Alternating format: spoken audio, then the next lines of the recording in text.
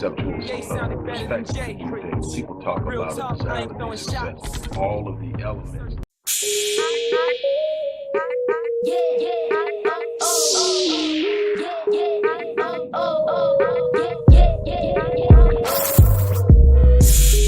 Hello everybody, it's Dr. Wallace dropping in on you this morning. Look, today is the last day that people who support the Odyssey Project, whether it's Black Men Lead or the general programs within Black Men Lead or the Odyssey Project, this is the last day that you will be able to donate and have the ability to pay tribute to someone that inspired you, encouraged you, helped you, or whatever in my latest book, my 25th book, Academic Apartheid. So for anybody over the last 6 weeks who have donated that haven't gotten in their tribute, it can be up to 5 sentences. It can be up to 5 sentences. Tribute to anybody that you feel inspired you, even if it's something you did and you want to pay tribute to an accomplishment, you can do that. But anybody who donates gets to do this. So if you want to pay tribute to somebody in the book, simply click the link and donate. If you want to order the book, which I think you would want to do in order to see the tribute, you can do that. That link is in the book, in the description box as well. But this is the last day. So basically, what you do is you donate. And if we don't get it from you initially, we're going to be emailing today everyone who donated within the last 6 weeks. If you don't get an email and you haven't submitted your tribute, up to 5 sentences to whoever you want to pay tribute to. So basically, who you would pay tribute to would go in there, and then underneath it would be your name as the person who's paying tribute. If you haven't received an email asking for your tribute, email lifechange@rickwallacephd.link.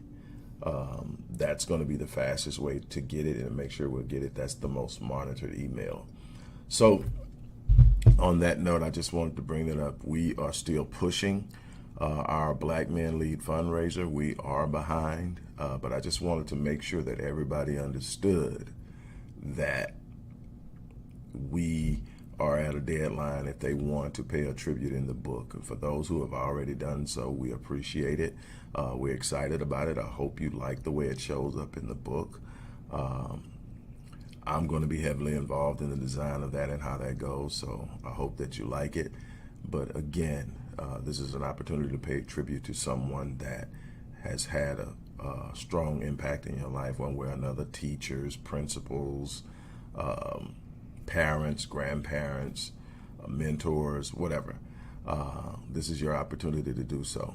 So again, for everybody who has contributed to this point, thank you. For those of you who would get it done today, thank you. We really do appreciate it. On that note, I am out of here and back to work. Hello everybody, it's Dr. Rick dropping in on you. I'm not going to be long because I'm leaving the gym and I'm about to unwind a little bit. Stop by the cigar shop, chop it up with the fellas. Speaking of the fellas, I got something I really want to get off my chest. Like I said, it shouldn't be too long. Don't forget, we're in the middle of a fundraiser. If you believe in the work that I'm doing, go to the description box and click on the link and support the work that I'm doing. If you don't want to click the link, you can give by way of the organization's Cash App account. That information's also in the box. Here's what I want to talk about. And I am speaking from an unapologetic position. I'm not here to negotiate. I'm not here to debate. I'm not here to talk about it. I'm calling on a return to a time when men checked other men for doing unmanly, and I don't mean in the sense of femininity, but obviously you call your boys on the man code violations. I'm talking about something more seriously. I'm talking about men looking at another man doing something that doesn't represent manhood well. Hitting on your woman, or any woman for that matter. Not taking care of your kids. Being verbally abusive to women. Cutting other brothers down. Talking behind their back. All that stuff that doesn't need to be done. We need to return to that man code, that code where brothers held each other accountable, where brothers sit up and said, I know you're going through a rough time, but do this. Brothers that'll sit up and say, man, I know you caught her doing that, but don't do that. Brothers that'll sit up and say, hey, it might feel good now, but it's going to hurt a whole lot more later if you do that. Hey, how do you think that's going to play out a year from now, 2 years from now? Do you really want to do that? Hey, let's sit down and talk about it before you do that. Hey, man, you know you're better than that. I'm talking about looking at cats. And so that I'm clear, because somebody chimed in when I posted this yesterday. Somebody chimed in, talking about how these young cats are, and, you fool around and get shot. I'm not talking about directly going to somebody you don't know you see doing something. If you got that kind of feeling and move, there are men who can do that. I'm the kind of person that I'll catch a cat and I'll talk to him. But I'm going to talk to him in a way where he knows where I'm coming. I'm coming from love. And he won't even understand why there's love there. He won't understand that, but he'll know that I'm not coming from a place, but I'm calling him because there's something deeper in him. If you know how to speak to the deeper person, the better person in somebody, you can talk to anybody. Trust me, you can. But I'm talking about some of you cats that's sitting there and your boy is foul. I mean, straight trash. And you rolling with them. And you don't realize the trash getting off you and you dropping your standards. Association brings about assimilation. You hang around someone long enough, either you rubbing off on them or they rubbing off on you, or y'all balancing each other out. But at any situation, it's no way that you hold a high standard and you don't hold the people around you to that standard. Dr. King said something that, there's a lot I disagree with Dr. King's early movement and his early positions and the way he moved. But I absolutely am all in on the way he self-corrected. He may have even overcorrected, but he realized what was going on. He went all in knowing that it was probably going to cost him his life. If you read his memoirs, it's very clear. But that's something he says that I 100% agree with. So the man that does not have something for which he is willing to die is not fit to live. So you got to ask yourself, what are you willing to die for? Now, see, I can look back in my life, in my teens and my early 20s, there was a bunch of stupid stuff I was willing to die over. So what that did is, when I transitioned and started to mature emotionally, started to mature mentally, started to mature in the things that I wanted to be and become, and thinking about my legacy, I had to find something I was willing to die for. I'm willing to die for my family. I'm willing to die for my name. I'm willing to die to protect anything that I'm responsible for covering. It ain't even a second thought. And anybody that knows me and know where I come from and know my past, know I don't have a problem with putting my life on the line for what I believe in. It's just that I've changed the things that I believe in. What am I saying? I'm saying there's got to be a point in time when we stand up. It's good to talk that shit. I don't just talk it. I'm out there living it. Things can be said about me because I'm not perfect. Nobody's going to ever say they felt unsafe in my presence. If they are, they're lying, and the people around them know they're lying. Because I tell you one thing, the old me isn't dead, it's dormant, and it can be awakened. So I'm not that person that took pride or takes pride in being the old me. But the old me is what got me to the new me. And the new me just thinks a lot more. The new me looks for better solutions that keeps me here longer. But the new me is not going to sit around and just watch things fall apart and sit back and say, it's not my business. That's the problem. Nobody is willing to stand up. Everybody's afraid to make somebody else uncomfortable. If I can't call you on your BS, we can't be boys. We can't be tight, because you are a part of what I'm trying to do. You're in my space just as much as I'm in yours. There's nobody I look at that I hold in such a regard that I'm going to sit there and let them do something I don't agree with and not speak on it. I'm too much of a man to do that. We don't have to agree, but you're going to understand where I'm coming from. And if we that far apart, we ain't going to be tight long. I'm headed somewhere, and the people that I'm rolling with gotta think like me. We ain't gotta agree on everything. Me and Dr. Blanchard been riding for years. We don't agree on everything, trust me. But we respect each other, and there are lines we don't cross. That's the thing that I'm calling black men to stand up on. Start checking your boys. Start calling them on something. Hey man, when the last time you went and picked up the kids? Hey man, what, you know, you getting it? That's, I know. I'm gonna tell you something. I absolutely loathe the child support system in this country. Not because I don't think black men or any man should have to take care of responsibility. I'm an absolute believer that what you create, you're responsible for sustaining. I teach that. That's a part of manhood. Matter of fact, the ancient word for father is Abba, which means sustainer. So I have no problem with men being, but I think that men should automatically want to do it. I think child support should be for men who have proven that if you don't hold them to the flame, they're not going to do it. I don't think that's the automatic go-to. I don't, because that immediately puts a leveraged arm in one person's hand and conflict and a bunch of other stuff that needs to be worked out if we're going to raise kids together. If you got to be dragged down to turn in money, that's a problem. If you got to be dragged to come pick up your kids, that's a problem. But ladies, if he's paying you and he's you agree with the amount and he's giving it to you, he's coming to get the kids, lead them people where they at so that you can both work together and raise your children, because they will keep you going at each other and they will use that to further their political careers, and they will destroy your family, destroy relationships between fathers and children and a bunch of other things. Again, I'm not talking about y'all women that got them guys that they on child support, you still ain't getting money, because they have mastered how to dodge them. I'm not talking about them. I'm talking about the people that you know it. You know it. You know, those of you know that man that's going to take care of his responsibilities. That if he's got it, you got it. That person right there, work with that person. Be with that person. Y'all figure out why y'all didn't work, but y'all got a co-parent.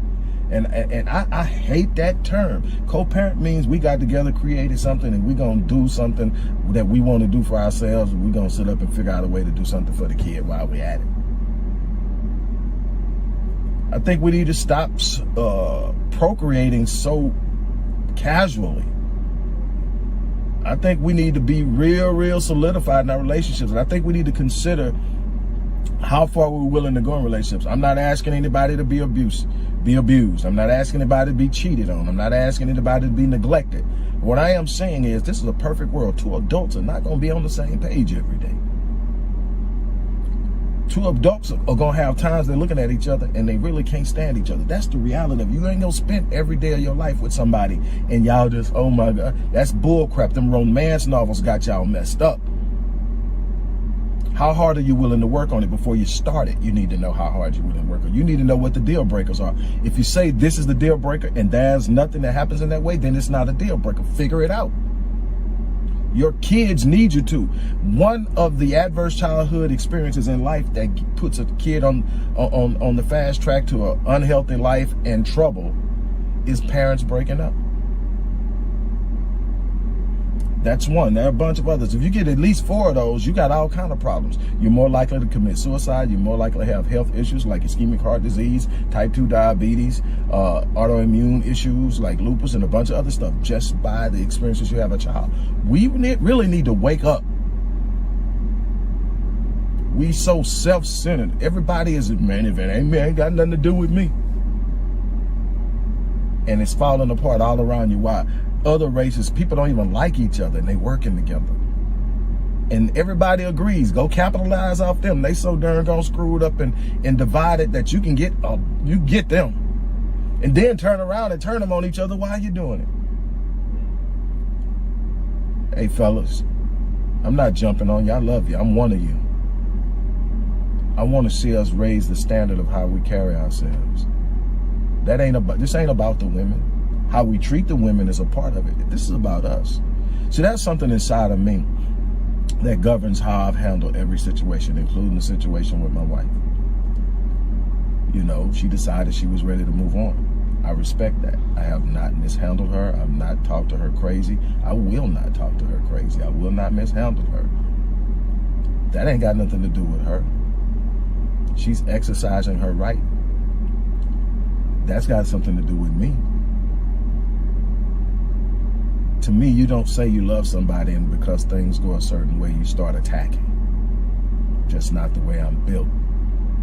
Not the way I'm going to be. Not the way I'm going to ever be. But I tell you what, I'm calling all of us. I'm not on a pedestal somewhere. I'm not this perfect guy. I don't have all the answers. There are a bunch of things I'm working on with me. But I want a standard. I'm calling me out at the same time. I want a standard. I want a standard that represents that we actually mean what we say when we say we want an empowered nation. How are we going to empower when we're not holding ourselves to a standard strong enough to do the things we need to do? That's real. That's real. Thank God I've got men in my corner that are sitting up, tugging on my coattail. Hey, hold your head up. Hey, whatever you're thinking, don't even do it. What the fuck was you thinking? I mean, excuse my friend, hey, dude, what was you thinking when you did that shit? If you ain't got nobody in your corner that's gonna do that, you headed for a crash. You probably crashing all the time and don't even know it because you got a bunch of yes men crashing with you. I'm constantly looking for men that I actually admire. You know why? Just their presence holds me to a standard.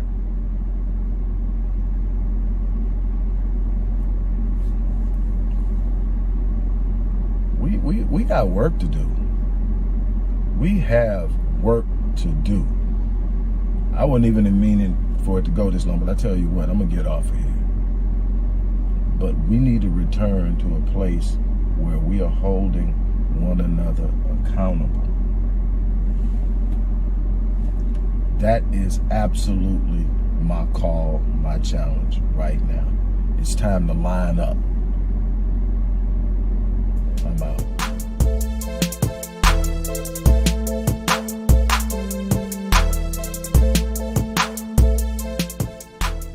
Hello, everybody. It's Dr. Rick Wallace dropping in on you this morning.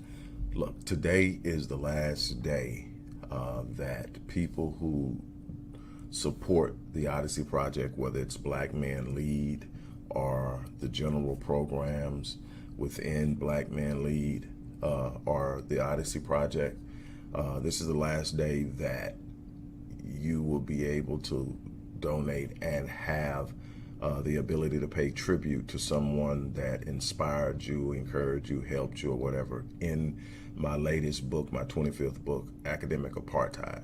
So for anybody over the last 6 weeks who have donated that haven't gotten in their tribute, it can be up to 5 sentences. It could be up to 5 sentences. Tribute to anybody that you feel inspired you, even if it's something you did and you want to pay tribute to an accomplishment, you can do that. But anybody who donates gets to do this.